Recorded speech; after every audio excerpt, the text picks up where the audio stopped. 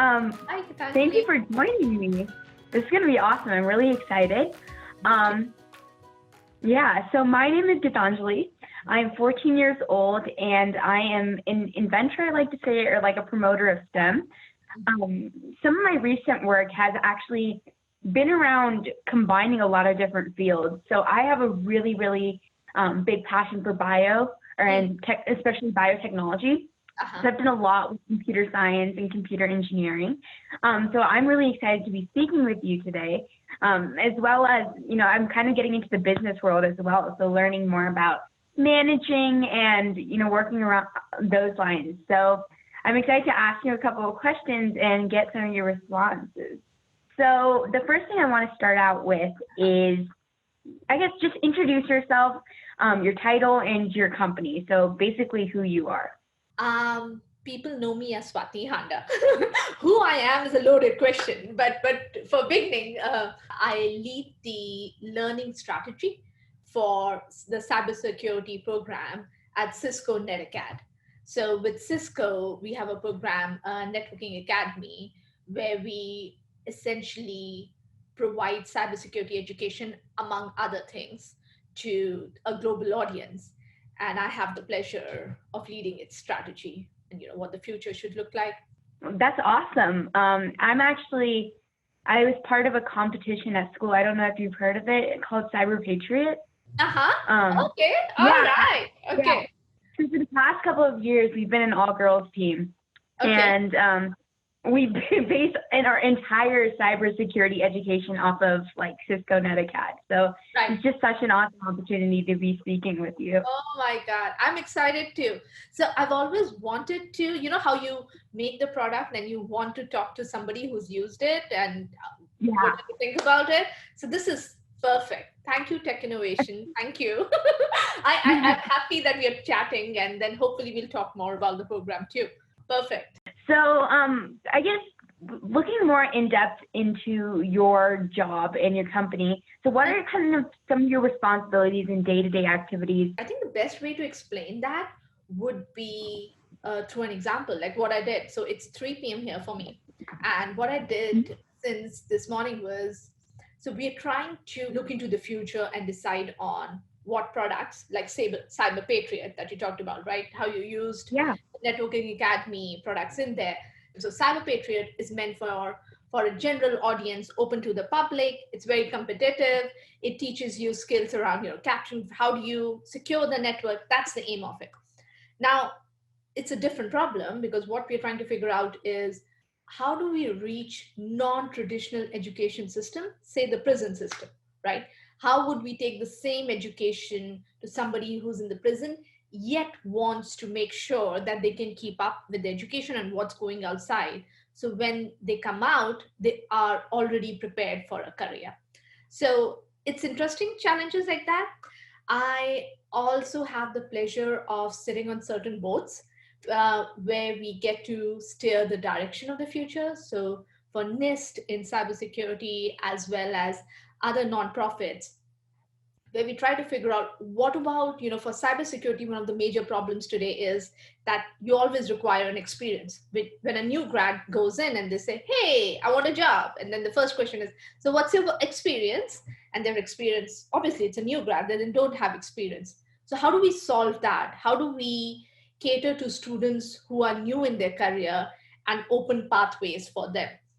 So things like that. We are also experimenting with drones, VR, like, anything that would enable individuals to find interest in the subject. Wow, that's incredible. I feel like, it's just so innovative, and just the opportunities for what we can do today with the latest developments in technology is absolutely insane. It's out of the roof, like the things that we can think about. So it's awesome that, Cisco is taking the first steps into that world and just experiencing a whole new set of things. And that's definitely something that I'm really interested in, I'd like to do in the future as well. Nice, thank you. So regarding that question, it's more of a fun one. So what do you love most about, your day-to-day activities or your profession as a whole? What I love most is that the challenge part of it, right? Nothing's ever boring. So imagine what I just described to you now. So every day when I open my mailbox and I go, hey, what do we have next? So cybersecurity is never boring. Two, when you get to decide how should the future go, that's never boring, because even the smallest of decision that you make, right, has a huge impact. So like for right now, we have in our current year 2 million students we reached in 2019. Imagine, so if any decision that you make, if it had that big of an impact, you would think really hard about it, right? Gitanjali, you would think about, should I do it? Should I not do it? So just Sure. the enjoyment of having that impact in that community, that's the fun part. I think I really enjoy that. The profession itself is very exciting. Plus, on top of it, the ability to make an impact. Just love it. Love my job.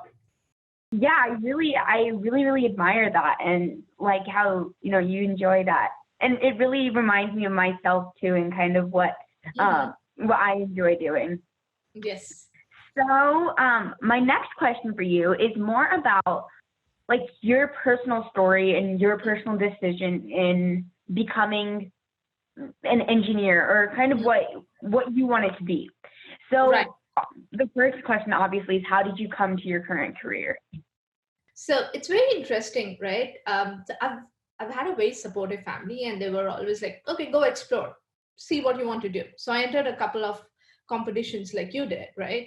For Cyber Patriot, I entered those, and I said, hey, I want to try it out. I want to see if all this works. And I was pretty pumped up. I was like, okay, this sounds fun. I want to do this on a daily basis, not just one off. This was fun. What if I could make money and do this every day? Like secure the network, protect the threads. How cool would that be? So with all of that excitement in my head, I went to my career counselor in high school. I went up to her. I remember that particular moment, right? Walked into my career counselor and said, could you guide me on what I want to do? So I clearly remember as I walked in, she just picked an envelope and she had it ready and she passed it on to me.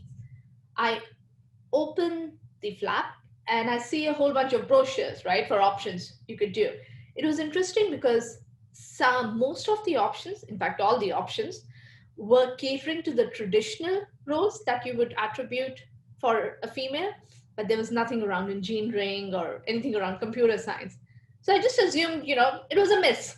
So I closed it, I thanked her, and I said, I'm actually interested in engineering. It was very interesting, Gitanjali, believe it or not, I got an eye roll. I got a total eye roll from her, and he was like, really? Do you think you can handle engineering? That kind, like, a total eye roll and knock, and I was like, are you kidding? Like, you can't say it, but totally taken aback, especially her being a female herself to come up and say, now, I don't know if you can handle it. It was interesting at that point of time that I think I became an engineer not to spite her, but rather in spite of her. It's kind of like, okay, you think I can't handle it? You watch how we do it. So I think those were one of those pivotal moments which helped me steer more strongly, made my resolutions to become an engineer more strongly. Being an engineer is having that capability to create something, is having the capability to solve problems, right? Be it in computers, be it in any other field. So having that knowledge is priceless. There's no doubt about it. So, but somebody's saying you can't do it. Oh, I want to do it. And I'll show you how I can do it. Okay. Yeah, honestly, like experiences like that are just so something that you remember, and something that you take on with you for the rest of your life. So I'll definitely remember that as I start to go into the workforce, because that's actually a really, it's like society has developed, but it's not gone to the point where people are still like, they're still like full eye rolling when you tell them that you wanted to. What? No, you can't handle it, really? No. Yeah, honestly, you're taken aback by that. It's not really, even my parents are super supportive of everything that I've chosen to work on and do. And so it's definitely a completely new experience when someone like doesn't really agree with your personal choice, even though it's something that you want to do. Yeah. which that actually was a perfect segue Okay. into the next question, which Mhm. was, did you have any female role model or mentor that you looked up to, especially in the earlier years of your life? Yes.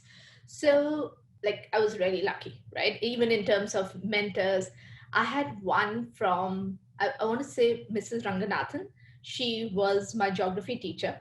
And one of the most amazing things about her was that she could draw the entire map of the world. Any country, any island, anything you name it, she could literally shut her eyes and draw it. And just seeing her do that sparked that interest in travel. When I used to see her do that, I used to go like, oh, I want to go travel. I want to learn about this state. I want to learn about every country that she picked up and she drew. That was always interesting to me. I'm talking about the school.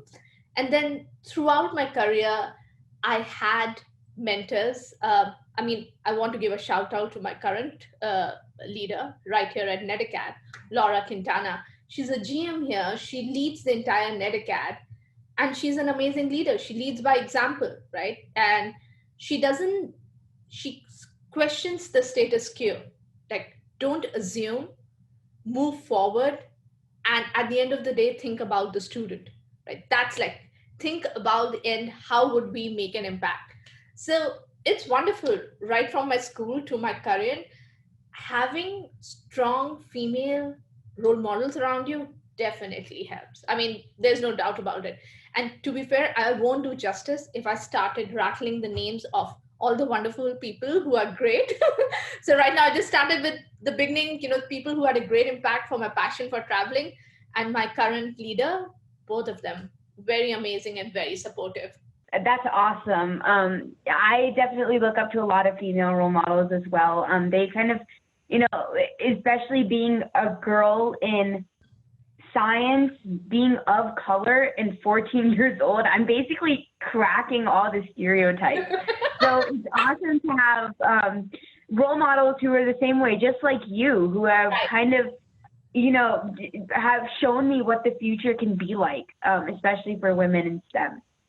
So again, along those lines, have you perceived any changes in the workplace over time regarding the representation of women, or any other stereotypes that you see?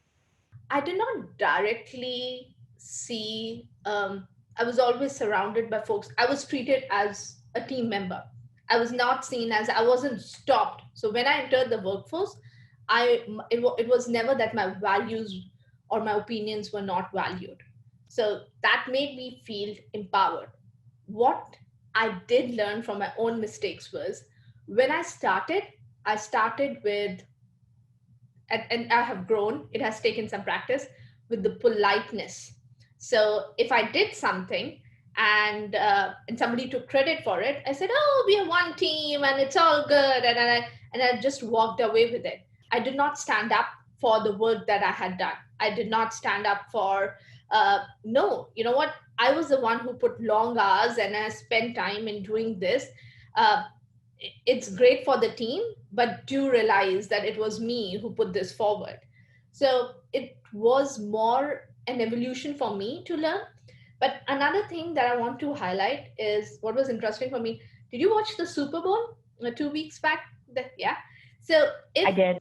if you had watched the Super Bowl even 2-3 years back, it was always that the women were objectified. That's what the advertisement showed. Whereas this time around, they actually honored a woman coach, and there was more and more, the messaging was on female empowerment and not just as a sidekick or a cheerleader. In fact, I didn't see any cheerleaders. So for me, just that perception, the change in our society is amazing, right? And you see that over a period of time. It's like, one is a personal journey that you take, what would help, and then the other is, as a society, it's definitely much better. We're not there where we should be, but we're on the right path. That's how I see it. That's definitely awesome. I feel like we're going the right direction too. Yes. So a question that I have is, why do you think it's important to have more girls and women in the engineering fields? And I guess, could you expand on the value of a female perspective when problem solving or coming up with solutions? Right. So it's interesting because what I've seen with my male counterparts, right, and is that they like to think in more straightforward terms. They're like, hey, give me a problem, I can solve it and walk away. And what we bring to the table, in addition to getting the work done, is the thinking out of the box, thinking creatively, including the edge cases. What about the negative scenarios? And when you're building a product, so especially for me as a product manager, um, it's always important to have a good mix of these perspectives, right? You want to see what works, what doesn't work. And by the way, unfortunately, we just have 26% of the students who are female, like you, right? And we want the number to go up. And how do you think the number would go up? It'll only go up when we bring in that perspective, we bring in that diversity in our products so that we cater and we attract more people in. So I think it's the perspective and the thought process which I feel is different compared to a team which is less diverse. It's awesome that we're going in the right direction. And then I honestly think that female perspectives are just completely different from men's perspectives as well. Mm-hmm. So I had a couple questions about like the idea of being a young woman getting in tech again. And the idea for this is, what did you wish you knew when you were about my age about getting into technology jobs? Don't think of yourself as a girl going in. Just get that out of your head. You're going to go do your job. Take the gender out of it. And that's part of the problem, because we don't need special treatment. What we need is, we are as good, rather better. So we don't need that special treatment in any way. And the other thing I would say is, as you go in, is challenge anybody or anything who questions your abilities, right? Always tell yourself that you deserve better. So if somebody says, no, that's good enough for you, no, they're not there to tell you that it's good enough. It's you who decides what is good enough for you, not somebody else off the street or somebody who happens to be there. It's not the timing, right? And don't just identify the problems, work on the solution. So, and the last and one thing that my mentors have told me and it always stuck with me is, while you're navigating through all of this, always assume positive intent. Assume that when the other person is talking to you has something good in mind. So keep an open mind to hearing them out, but don't let their thoughts put you down. So it's about keep your confidence up, challenge folks who try to put you down, right? Keep your chin high up, whatever happens. But that does not mean you don't listen. You have to, because as you move through the ladder, listening is one thing that has helped me tremendously. When you listen, you learn. When you learn, you pick up, and that's when you move forward.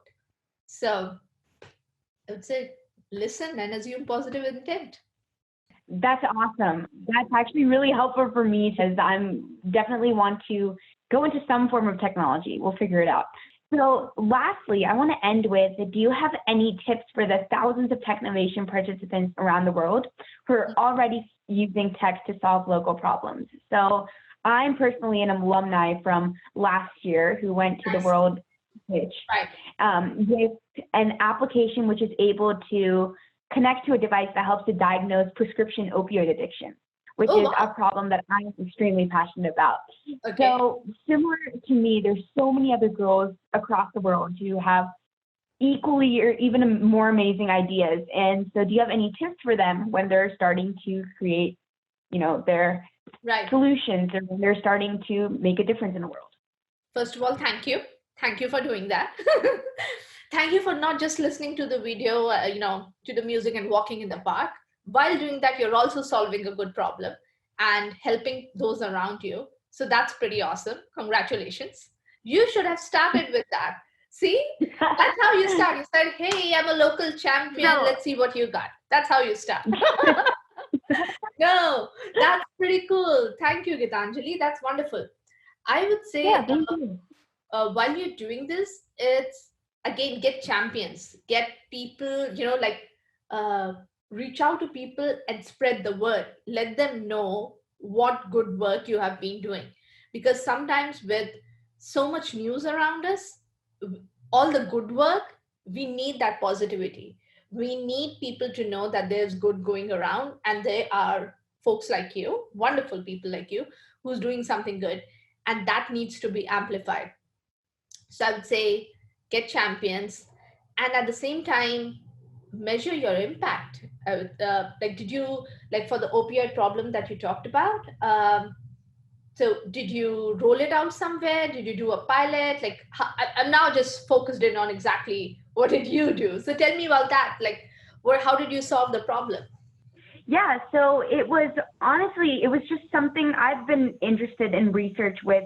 Mm-hmm. Like, I had to start from the beginning, but there's this gene in our human body, which is called OPRM1 and housed under the category of mu opioid receptors. Mm-hmm. So I wanted to focus on research of the mu opioid receptors. But, the opioid addiction crisis is going on in the news. And I realized that if I was going to go with it head in, I was going to go with the head in. So I wanted to solve a problem while I was also performing my research. So I was able to create a protein detection based method, which is able to measure the amount of protein produced by the OPRM1 when there's a presence of opioids or excess opioids in your body. Okay. And all the results are sent to an app on your mobile phone that I developed, which is able to provide you the results if you're on the onset of addiction, so that you can take further notice. Nice. So I threw together a business plan for it to talk about how I'm going to start rolling it out in the next couple of years.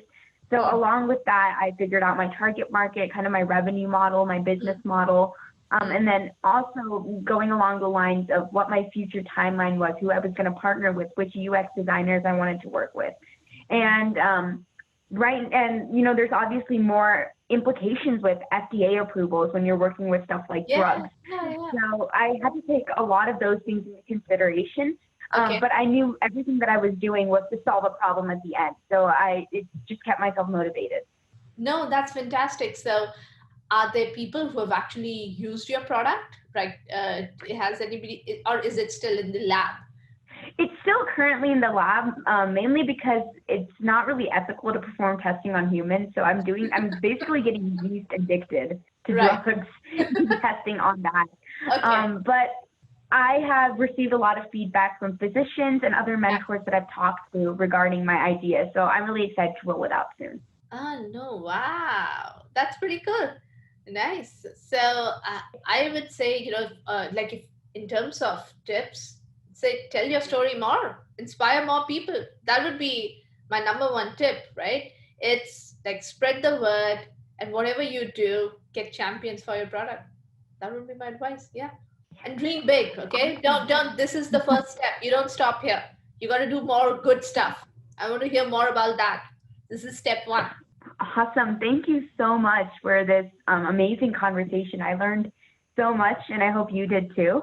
Yes. This was a crazy, amazing opportunity. I think that, currently you are doing amazing things, and you're just working with an amazing organization which is able to start making HERstory, and that's definitely something I want to be doing in the future as well. So thank you so much, Ms. Swati. No, thank you so much, Gitanjali. All the best. And then hopefully I'll get to hear more about you in the news. Good stuff. You better not forget me. I'll be right here. I won't. Not at all.